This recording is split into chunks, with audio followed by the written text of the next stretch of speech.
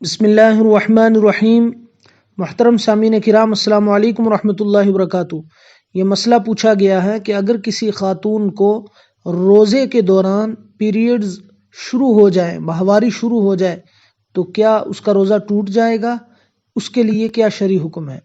تو اس سوال کے جواب میں عرض یہ ہے کہ اگر مغرب یعنی افطار سے پہلے کسی خاتون کو روزے کی حالت میں حیض شروع ہو جائے، اس کی وجہ سے روزہ فاسد ہو جائے گا، ٹوٹ جائے گا۔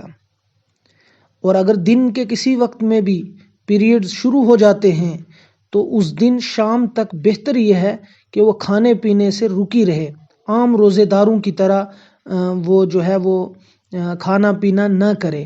لیکن اگر کھا پی لے گی تو کوئی گناہ نہیں ہے، بہتر اور مستحب ہے کہ وہ روزے داروں کی طرح رہے۔ پھر اس کے بعد پیریڈز کے دن جتنے بھی ہوں گے، 3، 4، 6، 8، ان دنوں میں روزہ رکھنا ناجائز اور منع ہے۔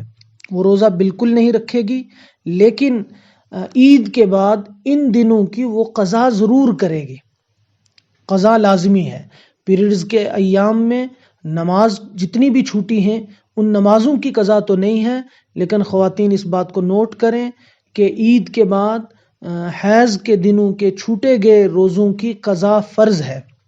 اسی طرح نفاس کی حالت، بچے کی ولادت کے بعد کے جو ایام ہیں، اس میں بھی غلط فہمی یہ رہتی ہے کہ 40 کا عدد پورا کیا جاتا ہے کہ 40 دن تک سب کچھ معاف ہے۔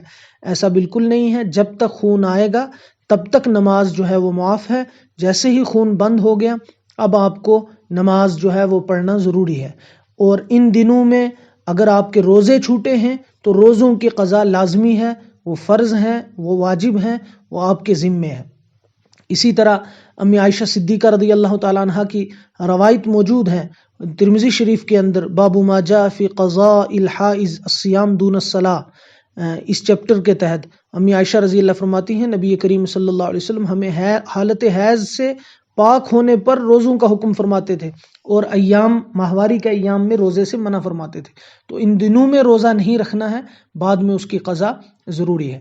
اس کے ساتھ ایک اور مسئلہ فائدے کے لیے سمجھ لیں کہ جو عورتیں دودھ پلاتی ہیں مرضعہ، اور جو عورتیں پریگننٹ ہیں، حمل سے ہیں، حاملہ، وہ بھی اگر روزہ چھوڑنا چاہیں عذر میں، بیماری میں، یا ان کی دوائی چل رہی ہے، یا دودھ پلاتی خاتون کو دودھ بند ہونے کا یا بچے کو تکلیف ہونے کا اندیشہ ہے، تو حمل والی اور دودھ پلانے والی خواتین روزوں کو چھوڑ سکتی ہیں چونکہ وہ بیمار ہیں۔ لیکن ان کے ذمے بھی جتنے روزے چھوٹے ہیں عید کے بعد ان کی قضا کرنا ضروری ہے۔ بہت سارے لوگ اس میں یہ غلط فہمی پال لیتے ہیں کہ عید کے بعد تو ہم چھوٹے ہوئے روزوں کی وہ قیمت ادا کر دیں گے، فدیہ دے دیں گے، بعض لوگ اسے ہدیہ بھی کہہ دیتے ہیں۔ ایسا بالکل نہیں چلے گا۔ فدیہ اس شخص کے لیے ہے جو اب پوری زندگی کبھی بھی روزہ رکھنے کی امید نہیں رکھتا، کوئی چانس نہیں ہے، ایسی بیماری ہے جو لائف ٹائم ہے، یا ایسے بڑھاپے کی عمر میں پہنچ چکا ہے کہ اب موت سے پہلے اس کو روزہ قضا کرنے کا کوئی چانس نہیں ہے۔ ویسا شخص وہ ہر روزے کے بدلے میں ایک فطرانے کی قیمت فدیے میں ادا کرے گا۔